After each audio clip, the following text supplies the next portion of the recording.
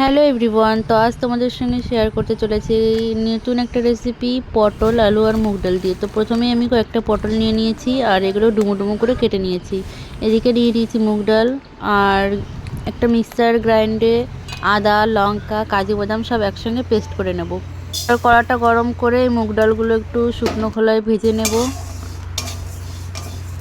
তো ভাজা হয়ে গেছে, এবার আমি ডালটা নামিয়ে দেবো।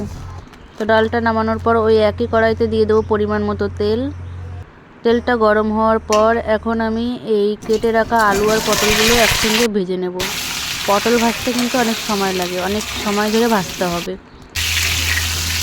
তো 3 মিনিট ধরে পটলটা ভাজার পর এবার আমি নুন আর হলুদটা দিয়ে দিচ্ছি। পটল ভাজা এদিকে আমার কমপ্লিট, পটল ভাজাটা নামিয়ে নেব। ওই একই তেলে আমি আর একটু তেল মিশিয়ে দিয়ে দিচ্ছি গোটা জিরে ফোড়নে, আর ওই বেটে রাখা মশলাটা এবার আমি দিয়ে দেব। মশলাটা দিয়ে বেশ সময় ধরে কষিয়ে নিয়েছি। মশলাটা দেওয়ার পর দিয়ে দিচ্ছি লবণ, পরিমাণ মতো হলুদ। তো তেল ছেড়ে দিয়েছে, এবার আমি ভেজে রাখা ডালটা আর পটল আর আলুগুলো একসঙ্গে দিয়ে নাড়াচাড়া করার পর এবার আমি পরিমাণ মতো জল দিয়ে দিয়েছি। জল দিয়ে কিছুটা সময় জাল দিয়ে নিতে হবে। এবার আমি নামানোর আগে দিয়ে দেবো একটু গরম মশলা, একটু স্বাদ অনুযায়ী চিনি আর দিয়ে দেবো 1 চামচ ঘি। আমি এখন নামিয়ে নেব। তোমরা অবশ্যই এটা বাড়ি ট্রাই করতে পারো, ভীষণই সুস্বাদু খেতে। ভিডিওটি ভালো লাগলে লাইক কমেন্ট করে দিও। তো আজকের মতো টাটা, দেখা হচ্ছে নতুন ভিডিওর সঙ্গে।